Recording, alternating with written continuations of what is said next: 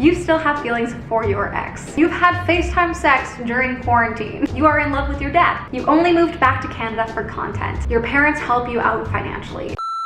Hello guys, what is up? Welcome to today's video. I would say happy Tarot Tuesday, but I know this is not going up on Tuesday, which I apologize for. Typically I like to post every Tuesday, but this week we're going up a little bit late. I want to give a huge thank you to Life Proof for sending me this case and sponsoring today's video. For today's video, I'm actually going to be reading all of your assumptions of me that you sent me on Instagram. I made an Instagram post asking for you guys to send in your honest, true, honest assumptions of me and my life. I am going to be answering and addressing those things today. It is a very vulnerable thing to do, to let people honestly assume things about your life. And it's also equally vulnerable to read them and then respond to them. And I'm really excited to do that today. I've done this in the past and you guys really, really like it, as do I. Sometimes people can be a little bit brutal, so I'm a little nervous. But for the most part, I think you'll be okay. Before I get into it, I'm going to be reading all of them off my phone, and also make sure to follow me on Instagram if you are not already, because that's where I asked you guys to send in the assumptions. Before you guys ask, this case is from Life Proof. So obviously I got this one in black. It's really cool. It has like this fun wave pattern on the back of it, which makes it not just like a basic black case. And as you can see, my apartment is very like black and white vibe. Same with my shirt actually. So I chose the black case when they reached out. What I love about these phone cases is they're actually sustainable, but also incredible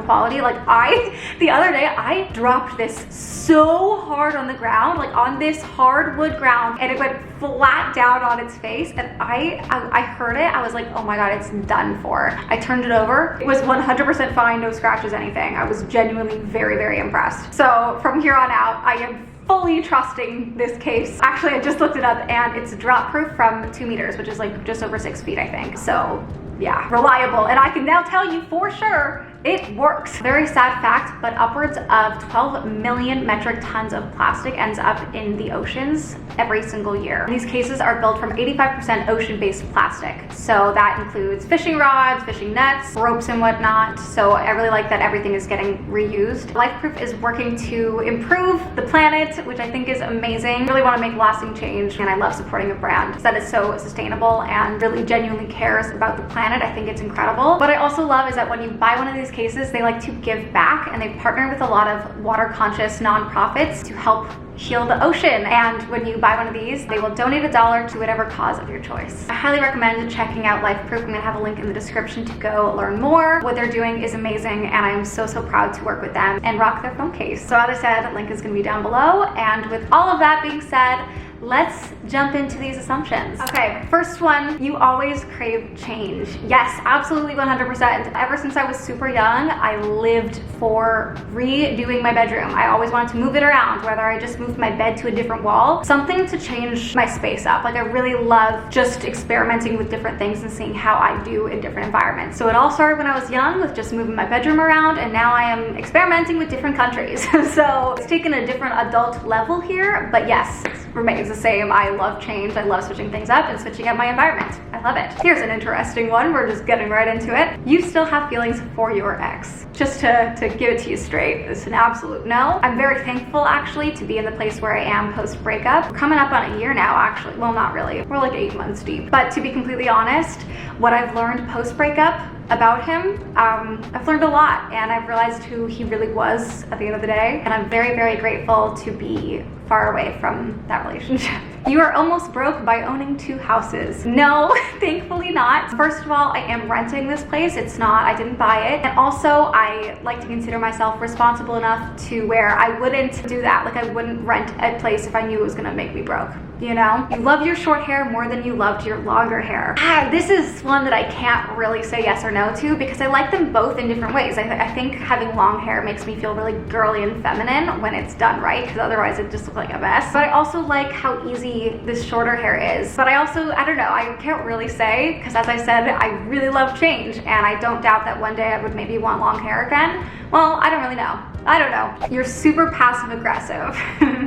I can't say no to this because like I absolutely am, but it's only if someone's like nasty to me. If you are nasty to me, then yes, there might be some passive aggressiveness. It depends on the day. Like some days I don't really feel that way and I can just brush things off my shoulder, but some days some days a little passive aggressive. It's not my favorite quality of myself, but I've acknowledged it. Like I know this is who I am and it's who I've always been. We're still working on improving because it's not great. I don't love this part of me. I gotta tell you, I wish I was not like this. Here's an interesting one. When you and your ex broke up, you were jealous of Jill and Connor. Not even at all. When I broke up with my boyfriend, I was honestly very happy to be out of a relationship. I had been in a long-term relationship for a long time, and looking at Jill and Connor just genuinely makes me happy. They're so happy together, and Jill's my best friend in the entire world that literally all I want is her happiness. And also I have a lot of things in my own life that I'm genuinely proud of that I don't think a relationship would change the way I view myself. And I think that's what it comes down to most, is being secure with yourself. I'm honestly not in a rush. If I find someone amazing that makes me excited, then yeah, great. Like I would love to be in a relationship, but I'm happy for Jill, and it's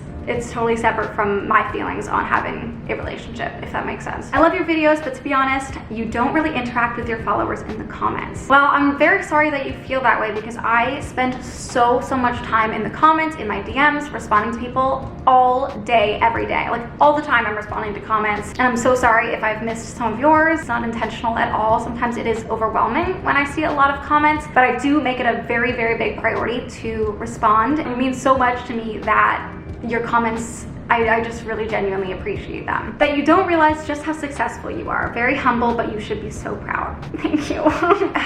This is kind of weird. It's a weird thought process that I have, but sometimes it's hard for me to actually wrap my head around those successes, I guess you could say. I can look at myself from an outside point of view and I can see all the things that I've done and how in theory that's success, but I don't think of that. Like I don't think about myself as someone that's so highly successful and incredible. Like I don't know, I just think of myself as the same me that I've always been. I just have more things. You're going to sell your house before 2020 is over and move to Canada permanently. This is an absolute no. I definitely will not be selling my place before 2020 is over. There is potential of 2021, but I'm not even going to be going back there in 2020, so that is definitely not happening. And moving permanently to Toronto also doesn't sound like something that I will really be doing, because I think if I do sell, I'll be traveling. Like I would want to travel and maybe live a month in different places. Also, that of course goes without saying that only if COVID is not a thing anymore will I be doing those travels, but yeah, I don't know. You regret getting back with your ex. P.S. Love you so much. Love you so much too. No, absolutely not. Obviously, it didn't work out and that happens, but I do not regret it for a second because I was able to experience it again with a different point of view, and I got to see how it ended once again with a different attitude. And when it ended,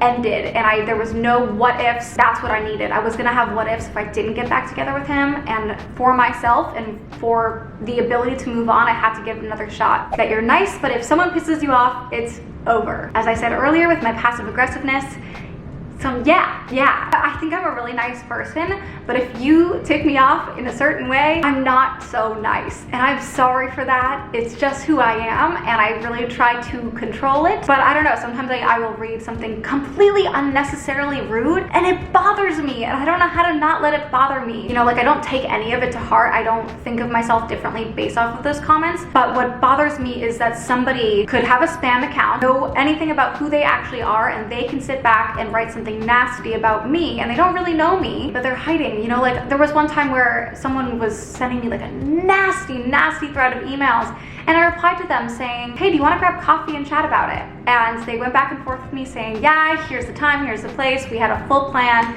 and then they ghosted me because they couldn't say to my face what they were saying behind a screen, and that is why it bothers me. Not what they're saying, but how they're saying it, and it's just cowardly, and I just don't respect it, and so because I don't respect it, I can be nasty. I'm sorry for that. Don't be a hater, don't be a troll on the internet. It doesn't look good for you. Okay, sorry, end of rant. I assume that you've never tried weed. That is an incorrect assumption. You're saving yourself for marriage. Also, incorrect assumption. You've never been single for more than 2 consistent years. This is true actually. From the time I was 16, I have not been single for more than 2 years. I mean, they haven't been like legitimate boyfriends, but there's always been some kind of guy in my life. At least every 6 months there's someone. You've had FaceTime sex during quarantine. This is an absolute no. Not my scene, not my vibe. No. You're going to move to Toronto too quickly and then you're going to regret leaving LA. This is a very fair assumption. I realized that I picked up and rented an apartment very quickly after, coming here, but I knew that I wanted to do that. I'm not making any permanent decisions right now. I'm taking my time figuring out what I want. I want to experience winter and how long it is and how I feel with it. And I definitely want to make sure that I know exactly what I'm doing before I make any big moves, like selling my place. Like I definitely will have this thought out and thought through a million times over. I think about it every single day, and I'm not doing anything too rash or too quick. I love California. It was literally my dream from the time I was 10 years old. So I would not be that quick to leave it if I didn't think it was the right thing to do. You're now earning twice as much than last year. Yes, I did more than double my income this year, which is really crazy. But I think I really worked my butt off here, and I really pushed myself this year, and it paid off, and I'm proud of that. It's just really crazy to think about. You are in love with your dad. Not even gonna go into this. This is dumb. You're ready for a steady relationship and almost ready for kids. No. I have no prospect of a man in my life to even consider being ready for kids. I definitely want to be in a settled, happy relationship, marriage, before being even slightly ready for kids. I am not there, no. But yes, I would be ready for a relationship if I met the right guy, for sure. You're lazy and procrastinate to make yourself look busy. How would procrastinating make myself look busy? I'm not really sure of the logic there. But I don't know, if you want to consider getting 4 videos up, recording episodes for the show that I host with Spotify, and also owning a clothing store, lazy, then I guess I'm lazy. You got your job because of your dad. My job is this. This is a very one-person built brand. I started this when I was 18, and it's 100% based off of myself. My dad can't, call up YouTube, hey, give her 1 million subscribers. That's just not how it works. You delete comments constantly. This is an interesting one, and yes and no. I don't delete a lot of comments. I only delete comments that I think will provoke other people to comment the same thing, and usually those are negative things, or they're pointing out something that I don't want pointed out. And so I delete it because I personally don't want to see it, and I think that's very fair. You only moved back to Canada for content. This is an absolute no. I would literally never ever pick up my life and make a massive move for the sake of content. Never. I have always been very authentic with my life in these videos, and I would never ever move to a different country for content. You're scared your friendship with Jill will suffer from you staying in Canada for too long. This is a very fair assumption, but I am happy to say that I do not think it is true at all. I am not worried for Jill and I's friendship in the slightest. Eventually the world will get back to normal and people can travel, and I'm sure Jill and I will want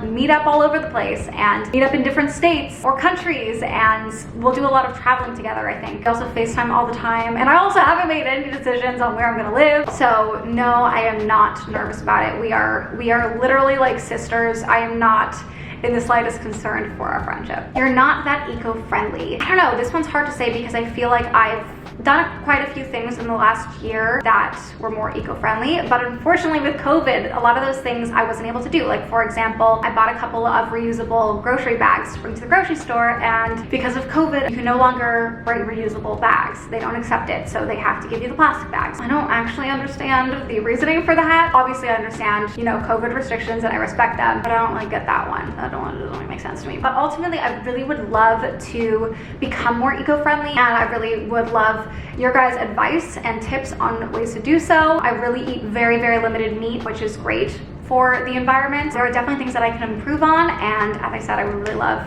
some advice in the comments. You wish you never moved to LA. This is definitely not true. LA changed my life, and for that I am forever grateful. I am so grateful for the fact that I was able to live in LA for my early 20s and live my best life and ultimately be successful there. I went there with a purpose and I accomplished it, and I'm very proud of myself for that. I don't think if I left LA that I would leave feeling like a failure at all. I really accomplished everything I wanted to do there, and I am so thankful for that part of my life. I'm just saying, if that is over, I don't know if it is. Everyone's gonna be like, it's so obvious she's moving, but I don't know. No, just to answer the assumption, absolutely not. I would never ever regret moving there, ever. You are a millionaire, net worth, business, home included. Yeah. Feels uncomfortable to say that, but I know I should say that being proud. Yes. Moving on. I'm uncomfortable. You depend on your parents way too much. I have to disagree with this just because I spent the last 6 years in LA alone and I did not have my parents to help me with anything. So I'm kind of like taking it all in. Being back here and being so fresh here, my parents really want to help me out with things like going with me to IKEA and helping me put furniture in the car, things like that. But I lived alone for 6 years and I didn't have them to depend on, so no. You regret buying your house? Absolutely not. My place will be worth a significant amount of money, more than what I paid for it when I eventually sell it. And because of that, it was an incredible investment. All the renovations I did, the value has gone up significantly. And I can tell you that for a fact because I did have a real estate agent check it out. This was actually like in the summertime because there was things happening and I was thinking about things, but I did have a real estate agent over and he told me what he thought I could sell for, and I am proud of that number. You're gonna end up hating how small your apartment is. I don't think so. Honestly, I really like the size of it. It's kind of nice. Very different from my place in LA, obviously, but I like the contrast. And also, I only signed a 1-year lease, so if eventually I wanna, move into a bigger place, then I can move into a bigger place. Your parents help you out financially. This was one of the most common assumptions. Like, this is what I saw the most, which I find very interesting, that people think that my parents are supporting me financially because, look at all the things that I do. It just doesn't make sense to me that people don't see that I've made a lot of money for myself and I can afford my own things. I'm turning 26 and I've been working full-time for the last 6 years, and I find it interesting that people don't acknowledge all of the different things that I do and think about like, oh, she probably has some money. I find it very interesting. But here's another version of that. Your parents fully supported you until you were in a position to support yourself. This is true. They gave me a deal. They would support me while I was in school, and then if I wanted to not be in school, I had to support myself. So when I started at FITM, if you guys didn't know, I went to FITM when I first moved to LA. They paid for my apartment, they paid for school, and they supported me. But as soon as I did not want to go to school anymore, they said, okay, that's fine, that's up to you, but then you have to start paying for your apartment and your bills and everything like that. And that is when I became financially independent. And that was in 2015. Okay, final question. You're bi or you've kissed a girl. I have kissed a girl, but I am not bi. It's like a friendly thing when you're drunk. That's it. But I am very straight. I've never questioned my sexuality, and it is what it is. And that's pretty much all the assumptions that I saw for today's video. I love doing these. Maybe I'll do another one in 6 months from now and we'll see if the assumptions have changed. But that is it. Very interesting assumptions. If you have any others of me that I didn't address, you can definitely leave them in the comments. I will be responding, so definitely go say hi in the comments. I love chatting with you guys. A huge thank you again to Life Proof for sponsoring today's video. Highly recommend checking them out in the description. What they do is amazing and their cases are really cute and they really protect your phone, so it's a win-win, honestly. But yeah, that's it for today, guys. I love you and I will see you in the next video. Bye.